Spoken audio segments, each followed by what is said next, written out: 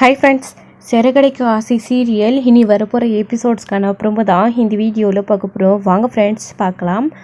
இப்போது இங்கே நம்ம சத்யா வந்து பார்த்திங்க அப்படின்னா ஹாஸ்பிட்டலுக்கு வந்து அவங்க ஓனருடைய பொண்ணை கூட்டிகிட்டு வந்திருக்காங்க. அப்போ சீதா வந்து என்னடா நீ கூட்டிகிட்டு வந்திருக்க, என்ன லவ்வா அப்படி இப்படின்னு கேட்குறாங்க. அந்த மாதிரிலாம் எதுவுமே கிடையாது அப்படின்னு சத்யா சொல்கிறாங்க. அதுக்கப்புறம் ட்ரீட்மெண்ட் முடிஞ்சதுக்கப்புறமா வீட்டுக்கு கூட்டிகிட்டு கிளம்புறாங்க. சரியாக போயிடும், டேப்லெட் கொடுத்துருக்காங்க, அதை ரெகுலராக சாப்பிட்டா அப்படின்னு சொல்லிட்டு இருக்காங்க. ஏன் இப்படி நீங்கள் உங்களோட உடம்பு மேலே உங்களோட கேரிங்காக இல்லாமல் இவ்வளோ வந்து கேர்லெஸ்ஸாக இருக்கீங்க அப்படின்னு சத்யா கேட்டுக்கிட்டே போகிறாங்க. என்ன பண்ணுறது, என் டேடி ஒரு பக்கம் என் மம்மி ஒரு பக்கம் இருக்காங்க, நான் அங்கேயும் இங்கேயும் அலைஞ்சிட்ருக்கேன். ஹாஸ்டலில் தங்கி இவ்வளோ நல்லா படிச்சுட்டு இருந்தேன், ஹாஸ்டல் விட்டு ஒத்துக்காமல் இந்த மாதிரி நிறைய வந்து அல்சர் ப்ராப்ளம் மாதிரி நிறைய அதாவது அதிகமாகிடுச்சு போல இருக்குது அப்படின்ற மாதிரி அவங்க சொல்லிட்டு இருக்காங்க.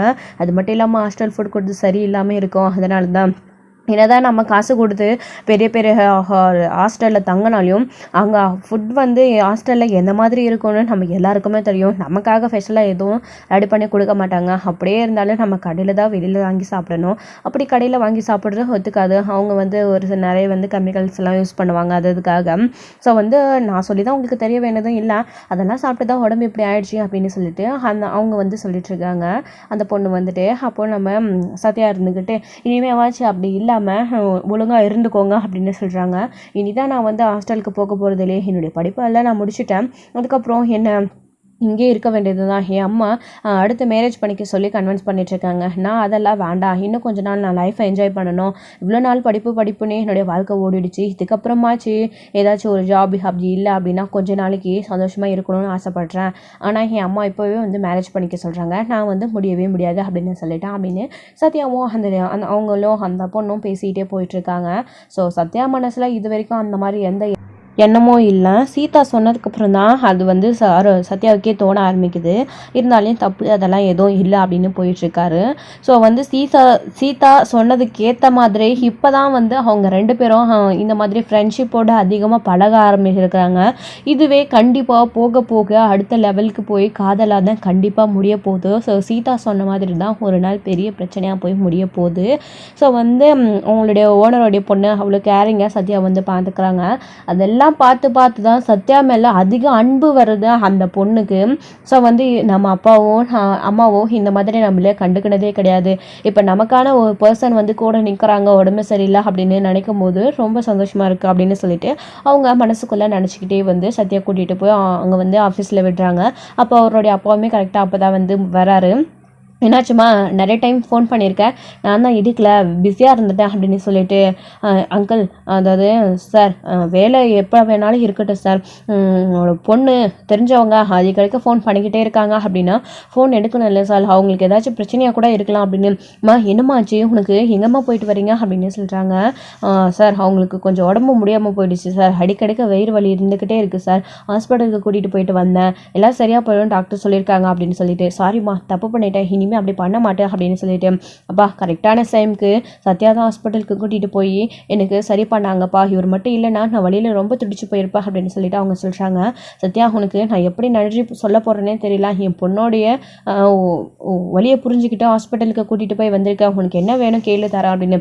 சார் நான் என்ன பெரிய உலக சாதனையாக பண்ண, எனக்கு வேண்டியதெல்லாம் கொடுக்கறதுக்கு அதெல்லாம் ஒன்றுமே இல்லை சார் அப்படின்னு சொல்லிட்டு சத்யா சொல்லிட்டு இருக்காங்க. இந்த ஒரு நல்ல மனசுக்காகவே உன்னை இந்த கம்பெனியை விட்டு எக்கார்ந்து கொண்டும் என்ன பிரச்சனை வந்தாலும் வெளியே அனுப்ப மனசே வராத சத்யா அப்படின்னே பேசிகிட்டு இருக்காங்க. அப்பா நீங்கள் என்ன எப்படி சொல்கிறீங்க, இனிமே நீங்கள் இந்த வார்த்தையை சொல்லவே கூடாது, என்ன ஆனாலும் சரி சத்யா மாதிரி ஒரு ஆள் நம்ம கம்பெனிக்கு ரொம்ப முக்கியம்ப்பா அப்படின்னு சொல்லிட்டு இருக்காங்க. அந்த பொண்ணுமே இருந்துக்கிட்டு நீ என் பொண்ணு சொன்னால் கரெக்டாக தான் இருக்கும் அப்படின்னு சொல்லிட்டு இவங்க வந்து அவங்க அப்பாவுக்குமே வந்து பிடிக்க ஆரம்பிச்சிடுது அந்த சத்யாவை வந்துட்டு. ஸோ வந்து இது ஒரு பக்கம் இருக்க, இன்னொரு பக்கம் நம்ம முத்து வந்து பார்த்திங்க அப்படின்னா செல்வத்துக்கிட்ட என்னடா ஏதோ சொல்கிறேன்னு சொல்லி கூட்டிகிட்டு வந்த, சஸ்பென்ஸாக வச்சிட்டு இருக்க, என்னென்னு சீக்கிரம் சொல்லடா, மீனாவை எப்படி நாங்கள் எங்கள் வீட்டுக்கு வர வைக்கிறதுன்னு சொல்லடா அப்படின்னு சொல்லிட்டு நான் ஒரு ஐடியா சொல்வேன், ஆனால் நீ அதை கேட்டு திட்டக்கூடாது அப்படின்னு சொல்லிட்டு அப்படி என்ன சொல்ல போகிற நீ முதல்ல சொல்லு அப்படின்னு இங்கே நம்ம முத்து வந்து கேட்குறாரு. அப்போது செல்வம் வந்து சொல்கிறாங்க, இந்த மாதிரி உனக்கு ஒரு சின்ன ஆக்சிடென்ட் ஆன மாதிரி நடிக்கலாம், நான் வந்துட்டு சிஸ்டருக்கு ஃபோன் பண்ணி இப்படி உனக்கு ஆக்சிடென்ட் ஆகிடுச்சின்னு சொன்னால் அவங்க கண்டிப்பாக உனக்காக திரும்பவும் ஒன்று தேடி வருவாங்கல்ல. கையோ காலோ ஏதோ அடிப்பட்ட மாதிரி நடிச்சா அப்படின்னா கொஞ்ச நாளைக்கு உன்னால் எதுவுமே உன்னுடைய வேலையை நீயே செஞ்சுக்க முடியாது. அப்போ சிஸ்டர் தானே உன்னை கூட வந்து கவனிச்சிக்கணும். உங்கள் வீட்டில் உன் அம்மாவும் பார்த்துக்க மாட்டாங்க, உன் அப்பாவும் எல்லா உதவியும் செய்ய முடியாது. ஸோ உன்னோட மீனா சிஸ்டரால் மட்டும்தான் இதெல்லாம் செய்ய முடியும். அதனால தான் நம்ம இப்படி ஒரு பிளானை சொல்கிறேன், உனக்கு ஓகேவாடா இது அப்படின்னு சொல்கிறாங்க. என்னடா திடீர்னு இப்படி சொல்கிற, இது எனக்கு உண்மையிலே ஏதாச்சும் ஆயிடுச்சுன்னு மீனா ரொம்ப பதறி போயிடுவாண்டா, இந்த விளையாட்டெல்லாம் வேண்டாண்டா அப்படின்னு. சிஸ்டர் உங்கள் வீட்டுக்கு வரணுமா வேணாமா, காரணமே இல்லாமல் சண்டை போட்டுட்டுலாம் போயிருக்காங்க, நீயும் போய் பேச மாட்டேன்ற, சிஸ்டரும் வரமாட்டாங்க எனக்கு தெரிஞ்சு. அப்போது அவங்க எங்கள் வீட்டுக்கு வரணும் அப்படின்னா இது நடந்தால் தான் முடியும், இந்த ஒரு காரணம் அப்படின்னு சொல்லிட்டு செல்வம் சொல்கிறாரு. இல்லைடா இது யோசிக்கக்கூடிய விஷயமா இருக்குல்ல அப்படின்னு சொல்லிட்டு நம்ம முத்து சொல்கிறாரு. யோசிச்சா அப்புறம் மீனா சிஸ்டர் வரவே மாட்டாங்க அப்படின்னு சொல்லிட்டு இருக்காங்க. நீ அப்படியெல்லாம் இல்லைடா, மீனா இல்லாமல் என்னாலும் இருக்க முடியலடா அப்படின்னு சொல்லிட்டு. அப்படின்னா நான் சொல்கிறத செய் அப்படின்னு சொல்லிட்டு, சரிடா ஏதோ முடிவு பண்ணிட்டேன் பார்க்கலாம், ஆனால் இதனால் எந்த பிரச்சனையும் வந்துடக்கூடாது அப்படின்னு. பிரச்சனைலாம் எதுவும் வராது, வாடா பார்த்துக்கலாம் அப்படின்னு சொல்லிட்டு. அதுக்கப்புறமா முத்துக்கு வந்து சின்ன ஆக்சிடென்ட் ஆன மாதிரி நல்லா வந்து செட்டப்லாம் பண்ணிக்கிறாங்க. ஸோ வந்து கார் கொஞ்சம் டேமேஜ் பண்ணணும் அப்படின்னு செல்வம் சொல்கிறாரு. கார் மேலே கையை வச்சு கொன்னுடுவாடா அப்படின்னு சொல்லிட்டு செல்வத்துக்கிட்ட முத்து சொல்கிறாரு. அப்போ வேற எப்படிடா அப்படின்னு சொல்லிட்டு, காரை நிறுத்திட்டு நடந்து போகும்போது ஆக்சிடென்ட் ஆகிடுச்சின்னு சொல்லிக்கலாம்டா அப்படின்னு சொல்லிட்டு முத்து சொல்கிறாரு.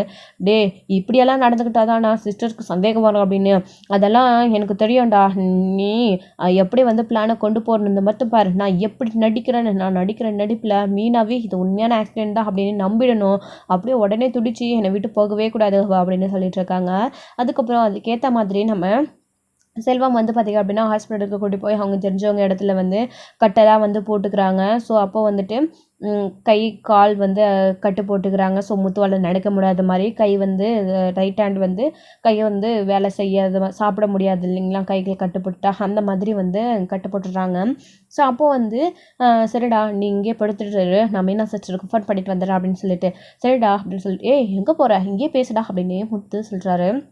அப்போது வந்து செல்வம் வந்து பார்த்திங்க அப்படின்னா மீனாவுக்கு ஃபோன் பண்ணி அப்படியே உடனே துடிக்க ஆரம்பிக்கிறாங்க. ஹலோ மீனா சிஸ்டர் அப்படின்னு சொல்லிட்டு, சொல்லுங்கண்ணே என்ன விஷயம் அப்படின்னு சொல்லிட்டு, ஏம்மா நீ எங்கேம்மா இருக்கப்போ சீக்கிரம் உடனே இங்கே நான் சொல்கிற ஹாஸ்பிட்டலுக்கு வாமா அப்படின்னு சொல்கிறாங்க. என்னண்ணா என்னாச்சு இவ்வளோ பதற்றமாக பேசுகிறீங்க, ஹாஸ்பிட்டலுக்கு வர சொல்கிறீங்க, என்னண்ணா என்னாச்சு அப்படின்னு. ஏம்மா நீ சீக்கிரம் வாமா நான் சொல்கிறேன் அப்படின்னு. அண்ணா என்ன பிரச்சனைன்னு சொல்லுங்கண்ணே, என்ன அவர் இப்படியெல்லாம் சொல்ல சொன்னாரா அப்படின்னு. என்னம்மா சூழ்நிலையை புரிஞ்சுக்காம நீ வேற அப்படி பேசிகிட்டு இருக்க, முத்துவுக்கு ஆக்சிடென்ட் ஆகிடுச்சுமா அப்படின்னு. என்னென்ன சொல்கிறீங்க ஆக்சிடென்டா அப்படின்னு சொல்லிட்டு. ஆமாம்மா முத்து சவாரி ஏறிக்கிட்டு அவங்கள அந்த சைடு கண்ணு தெரியாதவங்க அவங்கள அந்த சைடு விட்டுட்டு திரும்பி வரும்போது முத்து கவனிக்காமல் வந்திருக்கான். அப்போ ஒரு கார் வந்து அவனை வேகமாக இடிச்சிட்டு போயிடுச்சுமா, முத்துவுக்கு பயங்கரமாக அடிபட்டிருக்கு, எனக்கு ரொம்ப பயமாக இருக்குமா, நீ வாமா ஹாஸ்பிட்டலுக்கு உடனே அப்படின்னு சொல்கிறாங்க. பதறாதம்மா கொஞ்சம் பொறுமையாக வாமா அப்படின்னு. என்னென்ன எப்படி சொல்கிறீங்க, அவருக்கு எதுவும் ஆகாத பார்த்துக்கோங்கண்ணே நான் வந்துடுறேன் அப்படின்னு. மீனா ரொம்ப பதற்றத்தோட முத்துவுக்கு உண்மையிலே ஆக்சிடென்ட் ஆகிடுச்சு அப்படின்னு சொல்லிட்டு ரொம்ப பதற்றமாக வந்து பார்த்திங்க அப்படின்னா வராங்க. ஸோ அப்பா அவங்களுடைய அம்மாவுக்கு விஷயத்த சொல்லிவிட்டு அவங்களுடைய அம்மாவும் கூட சேர்ந்து மீனா கூட வந்து வேகமாக வண்டியில் வந்து ஹாஸ்பிட்டலுக்கு வராங்க, நம்ம செல்வம் சொன்ன ஹாஸ்பிட்டலுக்கு. என்னடா எப்படி நடிக்கிற அப்படின்னு முத்து சொல்லிட்டு இருக்காரு. இப்படியெல்லாம் நடிச்சாதான்டா சிஸ்டர் நம்புவாங்க, அப்புறம் நீயும் கண்ணை முடி படுத்துரு, மீனா சிஸ்டர் வந்ததுக்கப்புறமா கண்ணை திறந்துட்டு அப்படியே வலிக்கிற மாதிரி நடியா அப்படின்னு சொல்லிட்டு செல்வம் சொல்லி கொடுத்துட்ருக்காரு. அப்புறம் கொஞ்சம் எட்டி பார்த்துட்டு மீனா சிஸ்டர் வந்துட்டாங்களா கண்ணை முடிக்கும் அப்படின்னு சொல்லிட்டு கண்ணை முடிக்கிறாங்க. அப்போது இவர் வந்து உண்மையிலே ஆக்சிடென்ட் ஆனால் எப்படி அழுவாங்களோ அந்த மாதிரி ஆக்ஷன் பண்ணிக்கிட்டு உட்காந்துட்ருக்காரு. அப்போது அவங்க வந்துட்டு இந்த மாதிரி முத்துன்ற பேஷண்ட் எங்கே அட்மிட் பண்ணியிருக்காங்க அப்படின்னு கேட்டுட்டு உள்ளே வராங்க. மீனாவும் அவங்களுடைய அம்மாவும் ரொம்ப பதற்றமா. அப்போது அண்ணே அப்படின்னு சொல்லிட்டு, வாமா வா அப்படின்னு சொல்லிட்டு, என்ன தம்பி எப்படியாச்சும் மாப்பிள்ளைக்கு இப்படி அப்படின்னு, என்னங்க அப்படின்னு மீனா ரொம்ப பதறாங்க, துடிக்கிறாங்க, அவங்க மேலே போயிட்டு அழுகுறாங்க. ஏமா அவன் மயக்கத்தில் இருக்காமா, என்னம்மா அடிப்பட்ட மேலே இப்படி போய் விழுற அப்படின்னு சொல்லிட்டு. என்னென்ன அவர் பார்த்து வந்திருக்கலாம்ல, அவர் எப்பயுமே கேர்ஃபுல்லாக தானே வருவார், இப்படியெல்லாம் ஆகிறதுக்கு வாய்ப்பே இல்லை, என்ன எப்படின்னு எப்படி ஆச்சு அப்படின்னு. என்னம்மா எல்லா நேரமும் ஒரே மாதிரியா இருக்கும், ஏதோ தடுமாறிடுச்சு சூழ்நிலை, அங்கே அக்கம் பக்கத்தில் இருக்கிறவங்க தான் அம்மா ஃபோன் பண்ணி சொன்னாங்க, அதுக்கப்புறம் தான் இவனை ஹாஸ்பிட்டலுக்கு கூட்டிகிட்டு வந்து சேர்த்தோம் அப்படின்னு சொல்லிட்டு. அப்புறம் டாக்டர் வந்து கட்டு போட்டிருக்காங்க, காலும் கையும் ஃப்ராக்சர் ஆகிருக்கான். எப்படியும் ஒரு 3 மாதத்துக்கு எழுந்திரிச்சு நடக்கவே கூடாது, அப்போ தான் அந்த எலும்பெல்லாம் கூடும்னு சொல்லியிருக்காங்கம்மா அப்படின்னு சொல்லிட்டு டாக்டர் சொன்னதை சொல்கிறாரு. டாக்டர் சொன்னாங்க அப்படின்னு போய் சொல்லிட்டு இருக்காரு. என்னென்ன இப்படி அடிபட்டிருக்கா அப்படின்னு. என்ன மாப்பிள்ளை கண் விழிக்கவே மாட்டேன்றாரு, மாப்பிள்ளை அப்படின்னு கூப்பிட்டுட்டே இருக்காங்க. என்ன தம்பி இவர் எப்போ கண் விழிப்பாரா அப்படின்னு. டாக்டர் இன்ஜெக்ஷன் கொடுத்து கட்டு போட்டிருக்காரு, இன்னும் எப்படியும் கண் விழிக்கிறதுக்கு 2 மணி நேரம் ஆகுமா அப்படின்னு சொல்லியிருக்காங்க. வெயிட் பண்ணணும், இன்னும் மாப்பிள்ளை கண் முழிக்கல, நானுமே இன்னும் இவங்கிட்ட இன்னும் பேசவே இல்லை அப்படின்னு செல்வம் நல்லாவே நடிக்கிறாரு. முத்து மனசுக்குள்ளேயே என்னடா இவன் ஓவரா பர்ஃபார்மன்ஸ் பண்ணி இவனே காட்டி கொடுத்துருவான் போல இருக்கு, ஏதோ பிர்லா ஓடுறானே அப்படின்னு முத்து மனதான் நினைச்சிட்டு இருக்காரு. இந்த அளவுக்கு நான் கூட மீனா கிட்ட இது வரைக்கும் நடிச்சதே இல்லையா அப்படின்னு சொல்லிட்டு, ஆஹா மீனா வேற நமக்கு உண்மையே ஏதோ ஆயிடுச்சுன்னு ரொம்ப பதறாளே, இப்படி இவளை அள வைக்கிறானே இவன் அப்படின்னு சொல்லிட்டு முத்து மனசுக்குள்ள மீனா மட்டும் வீட்டுக்கு வரட்டும், அப்புறம் இருக்கு இவனுக்கு கடுப்பாகிறோம். 2-3 மாதம்னு வேற சொல்லிட்டானே, இப்போ என்ன பண்ணுறது, அது வரைக்கும் இப்படியே தான் நம்ம மெயின்டைன் பண்ணணுமா அப்படின்னு முத்து வேற மனசுக்குள்ளே நினச்சிட்டு இருக்காரு. சவாரிக்கு போகாமல் இப்படியே பொழப்பு இல்லை வேற அப்படின்னு சொல்லி உட்காந்துட்டு இருந்தா என்ன ஆகுறது அப்படின்னு முத்து வேற மனசுக்குள்ளே நினச்சிட்டு இருக்காரு. அப்போ தான் இங்கே டாக்டர் வந்து வர மாதிரி செக்கப்புக்கு வராங்க. அப்போ டாக்டர் இவருக்கு எப்போ சரியாகும், இப்படி ஆயிருக்கு அப்படி இப்படின்னு, ஏன்னாச்சு ஏதாச்சு இவருக்கு வேறு எதுவும் பிரச்சனை இல்லையா அப்படி இப்படின்னு மீனாவும் கேட்டுக்கிட்டு இருக்காங்க. அப்போது அதெல்லாம் ஒன்றும் இல்லைம்மா சரியாயிட்டு வர, என்ன ஒரு 2-3 மாதத்துக்கு கொஞ்சம் ரெஸ்ட் எடுக்கணும், அவர் நடக்கக்கூடாது, நீங்கள் தான் அவரை பார்த்துக்கணும், அவர் கூடவே இருந்து எல்லாத்தையும் அவருக்கு பண்ணி கொடுக்கணும் அப்படின்னு சொல்லிட்டு, அதுக்கப்புறம் 1 மாதத்துக்கு அப்புறமா வேணால் கொஞ்சம் கொஞ்சமாக நடக்க வைக்க நீங்கள் ஒரு ஆள் பிடிச்சிக்கிட்டு நடக்க வைக்கணும் அப்படின்ற மாதிரி டாக்டர் சொல்லிட்டு இருக்காங்க. சரி டாக்டர் நான் பார்த்துக்கிறேன் அப்படின்னு சொல்லிட்டு இருக்காங்க. மீனாவுமே மீனா பாருடி, நீ மாப்பிள்ளை கிட்ட சண்டை போட்டுட்டு வந்ததுனால மாப்பிள்ளை என்ன ஞாபகத்தில் இருக்காருன்னே தெரியல, உன்னோடைய ஞாபகமாகவே இருந்து மாப்பிள்ளைக்கு இப்படி அழிச்ச போல இருக்கு, நீ கூட இருந்திருந்தா மாப்பிள்ளைக்கு இதெல்லாம் நடந்திருக்காது இல்லை அப்படின்னு சொல்லிட்டு இதான் சாக்கு அப்படின்னு அவங்களுடைய அம்மாவும் பேசுகிறாங்க. அப்போ மனசுக்குள்ள முத்து இருந்துக்கிட்டு ஆஹா அத்தை பின்றீங்க அப்படின்னு சொல்லிட்டு இங்கே நினச்சிட்டு இருக்காரு முத்துமே. என்னென்னா இவ்வளோ நடந்திருக்கு, இவ்வளோ பெரிய ஆக்சிடென்ட் ஆகிருக்கு, எனக்கு மட்டும்தான் சொல்லியிருக்கீங்க, அவங்க வீட்டில் ஃபோன் பண்ணி சொல்லலையாண்ணா அப்படின்னு. ஏம்மா அவனுடைய ஃபோன் பாஸ்வேர்டு போட்டு வச்சிருக்காமா, எனக்கு தெரியல, உன்னோடைய நம்பர் மட்டும்தான் என்கிட்ட இருந்துச்சு, அதாம்மா நான் உனக்கு ஃபோன் பண்ணேன் அப்படின்னு சொல்லிட்டு, என்ன நான் இப்போவே ஃபோன் பண்ணி சொல்கிறேன் அப்படின்னு சொல்லிட்டு மீனாவே வந்துட்டு பார்த்தீங்க அப்படின்னா ஃபோன் பண்ணி அவங்களுடைய மாமாவுக்கு விஷயத்த சொல்கிறாங்க. மாமா இந்த மாதிரி இவருக்கு ஆயிடுச்சு அப்படின்னு சொன்ன உடனே அவருமே ரொம்ப பதறாரு. அதுக்கப்புறம் ரவி ஸ்ருதி எல்லாருக்குமே மீனா படப்படன்னு ஃபோன் பண்ணி சொல்கிறாங்க, ஐயோ இவன் இவ்வளோ வேகத்தில் போயிட்டுருக்கா, ஒரு போக்கில் பார்த்தா நம்ம நடிக்கிறோம் அப்படின்னு கண்டுபிடிச்சிருவாங்க போல இருக்கே அப்படின்னு மொத்த குடும்பத்தையும் கூட்டிகிட்டு வந்து ஒப்பாரி வச்சா கண்டுபிடிச்சிருவாங்களே அப்படின்னு சொல்லிட்டு இவன் பேச்சை கேட்டுக்கிட்டு நானும் இப்படி ஏமாத்துறானே மீனாவை அப்படின்னு சொல்லிட்டு முத்துவும் மனசுல நினச்சிட்டு இருக்காரு. அப்போது ஸ்ருதி ரவி அதுக்கப்புறம் அவங்களுடைய அப்பா எல்லாருமே ஹாஸ்பிட்டலுக்கு கிளம்பி வராங்க. ஸோ அப்போது வந்து ரோகிணியும் மனோஜ் கூட வராங்க, அவருடைய அப்பா விஷயத்த சொல்லியிருக்காரு, விஜயா கூட வராங்க. ஸோ அப்போது வந்துட்டு என்னங்க இவன் குடிச்சிட்டு சுற்றிட்டு இருந்திருப்பான், அதான் எவனோ அடிச்சுட்டு போயிட்டான் போல இருக்கு அப்படின்னு, இங்கே அடிப்பட்டு கிடக்கிறது உன்னுடைய பிள்ளை, கொஞ்சமாச்சும் உனக்கு ஈவியா இருக்கும் இல்லையா அப்படின்னு சொல்லிட்டு இங்கே அவர் அண்ணாமலை வந்து திட்டிகிட்டு இருக்காரு. அதுக்கப்புறம் தான் வந்துட்டு என்னப்பா எப்படி இப்படி ஆச்சு அப்படின்னு சவாரி இறக்கிட்டு அவங்கள அந்த பக்கம் கிராஸ் பண்ணி விட்டுட்டு இவன் கவனிக்காமல் வந்திருக்கான் போல இருக்கு, அதான் தட்டிட்டு போயிட்டான் அப்படின்னு சொல்லிட்டு இருக்காங்க. அதுக்கப்புறம் என்ன சொன்னாங்கம்மா டாக்டர் அப்படின்னு சொல்லிட்டு, அம்மா இவரு ஒரு 2-3 மாசத்துக்கு ரெஸ்ட் எடுக்கணும்னு சொல்லியிருக்காரு, அதுக்கப்புறம் எந்திரிச்சு வந்து நடக்கக்கூடாது, ஒரு ஆள் பார்த்துக்கணும்னு சொல்லியிருக்காங்க மாமா அப்படின்னு சொல்லிட்டு இங்க மீனா சொல்லிட்டு இருக்காங்க. மாத்திரை மருந்தெல்லாம் வந்து சிஸ்டர் வந்து எடுத்துகிட்டு வந்து கொடுத்து பில் பே பண்ணிட்டு கூட்டிகிட்டு போங்க அப்படின்னு சொல்லிட்டு கொடுக்குறாங்க. குடும்பம் நான் பில் பே பண்ணிடுறேன் அப்படின்னு சொல்லிட்டு செல்வம் வாங்கிட்டு போறாரு. அண்ணா உங்களுக்கு எதுக்கு நான் சிரமம் கொடுங்கண்ணா அப்படின்னு மீனா கேட்குறாங்க. இதில் என்னம்மா இருக்குது, இது கூட நான் பண்ண மாட்டேன்னா அப்படின்னு செல்வம் வாங்கிட்டு போயிடுறாங்க. அப்போ முத்து மனசுக்குள்ள பில்லு கொடுத்தா தான் அவன் மாட்டிப்பானே, அதெல்லாம் ஒன்றுமே இல்லையே அப்படின்னு முத்து நினச்சிட்டு இருக்காரு. அதுக்கப்புறம் செல்வம் வாங்கிட்டு போய் சும்மா அது இது வாங்கிட்டு வர மாதிரி சத்து மாத்திரை மட்டும் வாங்கிட்டு வந்து கொடுக்குறாங்க. ஏமாத்துறாங்க. இதாம்மா மாத்திரை, இதில் காலையில் நைட்டு மத்தியானம் கொடுத்து ஒரு மாத்திரையை கொடுத்துக்கிட்டே இருக்கணுமா சாப்பிட்டதுக்கப்புறம் அப்படின்னு சொல்லிடுறாங்க. சரிம்மா என்ன அப்புறம் வீட்டுக்கு கிளம்புற, நீ முத்துவை பார்த்துக்கோமா அப்படின்னு சொல்லிட்டு, என்னென்ன போகிறீங்க இவரை யார் பார்த்துப்போம் அப்படின்னு, என்னம்மா ஹாஸ்பிட்டலுக்கு கூட்டிகிட்டு வந்து ஒரு ஃப்ரெண்டாக சேர்க்காத மட்டும் தான் என்னோட கடமை, இவனு கூடவே இருந்து பார்த்துக்கிட்டா அப்புறம் என்னுடைய பொழப்பு என்னோட வீட்டில் யாருமா பார்த்துப்பான், அதான் நீ இருக்கல்ல நீ பார்த்துக்கோமா அப்படின்னு சொல்லிட்டு செல்வம் அங்கேருந்து கிளம்பிடுறாரு. இப்போ என்ன பண்ணுறது அப்படின்னு மீனாவும் தெரியாமல் நினைச்சிட்டு இருக்காங்க. அதான் பார்த்தாச்சுல கிளம்பலாமா அப்படின்னு, பையன் இங்கே அடிபட்டு கிடக்குறான், உனக்கு வீட்டுக்கு போகிறதா முக்கியமா அப்படின்னு. அப்பா அவங்க என்னப்பா இன்னைக்கு பையனா என்னைக்குப்பா நினச்சிருக்காங்க அப்படின்னு முத்து மனசுக்குள்ளே நினச்சிக்கிட்டு அங்கே படுத்துக்கிட்டு முத்துக்கும் கையும் உடல காலும் உடல அப்படியே பயந்துக்கிட்டு உட்காந்துட்டு இருக்காங்க, படுத்துட்டு இருக்காரு. அப்போது கொஞ்ச நேரம் கழிச்சுட்டு ஐயோ இப்போ இந்த நேரம் பார்த்து இவனுக்கு இப்படி ஆகணும், இப்போ இதே சாக்க வச்சு மீனா வீட்டுக்குள்ளே வந்துடுவாளே, அப்போ அங்கே வந்து உன்னால தான் என் புருஷனுக்கு இப்படி ஆச்சு, என் புருஷனை விட்டு நான் போனதுனால தான் அப்படி இப்படின்னு ஏதாச்சும் சொல்லி வீட்டில் விஷயத்த சொல்லிடுவாளே, இப்போ என்ன பண்ணுறது அப்படின்னு ரோகிணி ஒரு பக்கம் அப்படியே உள்ளுக்குள்ளே புரிய கிடைக்குது. ரோகிணியை பார்த்து பார்த்து முறைக்கிறாங்க மீனா. அப்புறம் வேற வழி இல்லையே, முத்துக்கு அடிபட்டிருக்கு, அவர் கூட இப்போ இருக்கிறது தானே நியாயம். மீனா அவர் கஷ்டப்படுத்துறோன்னு நினைச்சாலும் இந்த அளவுக்கு அவருக்கு ஒன்று ஆயிருக்கு அப்படின்னு முத்துவுக்கு நடந்திருக்கு அப்படின்னதுக்கு அப்புறமும் மீனா கண்டிப்பாக வந்து அவங்களுடைய அம்மா வீட்டுக்கு போக மாட்டாங்க. அம்மா நீ வீட்டுக்கு கிளம்புமா, நான் இவரை பார்த்துக்கிறேன், என் சத்யா கிட்ட என்னுடைய பேகில் கொடுத்து அனுப்புமா, நான் வீட்டுக்கு இவரை கூட்டிகிட்டு போகிறேன் அப்படின்னு சொல்லிட்டு, சரிடி மாப்பிள்ளை போய் பத்திரமா பார்த்துக்கோ, ஏதாச்சும் வேணும்னா கேளு அம்மாவை சரியா அப்படின்னு சொல்லிட்டு அவங்களும் கிளம்பி அங்கேருந்து போகிறாங்க. அதுக்கப்புறம் டாக்டர் கிட்ட போய் நான் எப்போ டிஸ்சார்ஜ் ஆகுதுன்னு கேட்டுட்டு வரேன் மாமா அப்படின்னு சொல்லிட்டு மீனா போடுறாங்க. ஸோ நம்ம நினச்ச மாதிரியே மீனா வீட்டுக்கு வர போகிறாள். சே போய் தொலைஞ்சிட்டா, கொஞ்ச நாள் ஆகும், வரத்துக்கு லேட் ஆகும், நிம்மதியாக இருக்கலான்னு பார்த்தா வந்துட்டாலே இப்போ என்ன பண்ணுறது அப்படின்னு சொல்லிட்டு இங்கே நினச்சிட்டு இருக்காங்க மீனாமே.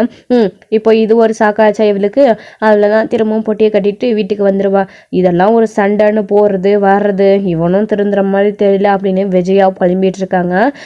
மாமா இவரை கூட்டிகிட்டு போகலான்னு டாக்டர் சொல்லிட்டாங்க, கூட்டிகிட்டு போயிட்டு வீட்டில் ரெஸ்ட் எடுத்து பார்த்துக்க சொன்னாங்க மாமா அப்படின்னு. சரிம்மா சரி வாங்க அப்படின்னு. சரி மீனா வண்டியில் ஏற்றுங்க கிளம்பலாம் அப்படின்னு சொல்லிட்டு ஸ்ருதி வந்துட்டு சொல்கிறாங்க. ரவியோட கார்லேயே முத்துவை வந்து தூக்குறாங்க. ஸோ அப்போ வந்துட்டு முத்து வந்து அப்போ தான் வந்து லைட்டாக கண் விழிக்கிறாங்க. கண் விழிச்ச உடனே எல்லாருமே என்னாச்சு ஏதாச்சுன்னு கேட்குறாங்க. முத்துவால் பேச முடியாத மாதிரி ஆக்டிங் பண்ணுறாங்க. ஸோ அதுக்கப்புறம் இப்போ வேணாம் மாமா வீட்டுக்கு கூட்டிகிட்டு போய் பேசிக்கலாம் அப்படின்னு கூட்டிகிட்டு போகிறாங்க. ஸோ அங்கே கூட்டிகிட்டு போய் பார்த்துங்க அப்படின்னு சொல்லி மீனாவும் பார்த்துக்கிட்டு இருக்காங்க. நம்ம நினச்ச மாதிரியே மீனா வீட்டுக்கு வந்துட்டா, ஆனால் இவன் போட்ட பிளான் நான் இப்படியே தான் இருக்கணுமா, இப்போ என்ன பண்ணுறது அப்படின்னு பேசாமல் வீட்டுக்கு போனதுக்கப்புறமா மீனா கிட்ட உண்மையை சொல்லிடலாமா அப்படின்னு முத்து நினச்சிட்டு இருக்காரு. ஒருவேளை உண்மையை சொன்னதுக்கப்புறமா போய் சொல்லி நாடகம் ஆடிட்டேன்னு அதுக்கும் கொச்சிக்கிட்டு வீட்டுக்கு போயிட்டு போகிறாளே, இப்படி நம்மளை கோத்து விட்டுட்டு போயிட்டானே பாவி, இப்போ என்ன பண்ணுறது அப்படின்னு முத்து நினச்சிட்டு இருக்காரு. ஸோ அதுக்கப்புறம் வீட்டுக்கு போனதுக்கப்புறமா என்ன பண்ணுறது இப்போ அப்படின்னு சொல்லிட்டு இப்போது மீனா அவனுக்கு சுடுதண்ணி வச்சு கொடுமா, ஏதாச்சும் சாப்பிட கொடுமா, ஜூஸ் சாப்பாடு கொடுமா அப்படின்னு சொல்லிட்டு இருக்காரு. அண்ணாமலையும் பார்த்துருடா முத்து அப்படின்னு சொல்லிட்டு முத்துவை கூட்டிகிட்டு வந்து வீட்டுக்குள்ளே விட்டதுக்கு அப்புறமா அவங்கவுங்க வேலையை பார்த்துக்கிட்டு போயிட்டாங்க. கையை காலை உடச்சிக்கிட்டு உட்காந்துட்டான். இவன் நல்லா இருந்தாலே இவனை பிடிக்க முடியாது, இப்போ வீட்டுக்குள்ளேயே உட்காந்துக்கிட்டே என்னென்ன பண்ண போகிறானோ அப்படின்னு மனோஜ் ஒரு பக்கம் பழம்பிட்டே போயிடுறாரு. ஸோ மீனாவும் இப்போ முத்துக்கு அடிபட்டிருக்கு அப்படின்றதுக்காக வீட்டுக்கே வந்துடுறாங்க. வந்து முத்து கூடவே இருந்து முத்துவை பார்த்துக்கிறாங்க பத்திரமா வந்துட்டு. ஸோ இப்போ மீனா இங்கே வந்துட்டு நம்ம இவர்கிட்ட நம்ம இங்கே இருந்து உண்மையை சொல்ல முடியாமல் தான் இந்த வீட்டிலேருந்து தப்பிச்சு போகணுன்றதுக்காக சண்டை போட்டுட்டு போனோம். ஆனால் விதி திரும்பவும் இங்கேயே கொண்டு வந்துடுச்சு. இப்போ நான் என்ன பண்ண போகிறேன், வீட்டில் விஷயத்த சொல்லாமல் நான் எப்படி இங்கே இருக்க போகிறேன் நிம்மதியாக அப்படின்னு மீனா ஒரு பக்கம் நினச்சிட்டு இருக்காங்க. ஸோ வந்து முத்து வேறு விஷயத்த சொல்லிடலாமா அப்படி சொன்னால் மீனா எப்படி எடுத்துப்பான்னு தெரியல அப்படின்னு நினச்சிட்டு இருக்காரு. ஸோ இதோட இந்த எபிசோட் வந்து முடிச்சிருக்காங்க. ஸோ அடுத்தடுத்த எபிசோடில் என்ன நடக்க போகுது, நம்ம முத்து நினச்ச மாதிரி விஷயத்த சொல்ல போகிறாங்களா, ஸோ அப்படி விஷயத்த சொன்னால் மீனா வந்து என்ன நினைக்க போகிறாங்க, அவங்களோட ரியாக்ஷன் என்ன பார்க்க போகுது, அப்படி மீனாவே இல்லை இதெல்லாம் ட்ராமா அப்படின்னு என்னை வர வைக்கிறதுக்காக போட்ட ட்ராமா அப்படின்னு மீனாக்கே உண்மை தெரிஞ்சிச்சு அப்படின்னா மீனா வந்து என்ன பண்ண போகிறாங்க, ஸோ என்னெல்லாம் நடக்க போகுது அப்படின்றது எல்லாத்தையுமே வெயிட் பண்ணி நெக்ஸ்ட் வீடியோவில் பார்க்கலாம். Friends thank you. இந்த வீடியோ உங்களுக்கு பிடிச்சிருந்தா லைக் பண்ணுங்கள், ஷேர் பண்ணுங்கள், கமெண்ட் பண்ணுங்கள், மறக்காமல் பெல் ஐக்கனை கிளிக் பண்ணி வச்சுக்கோங்க.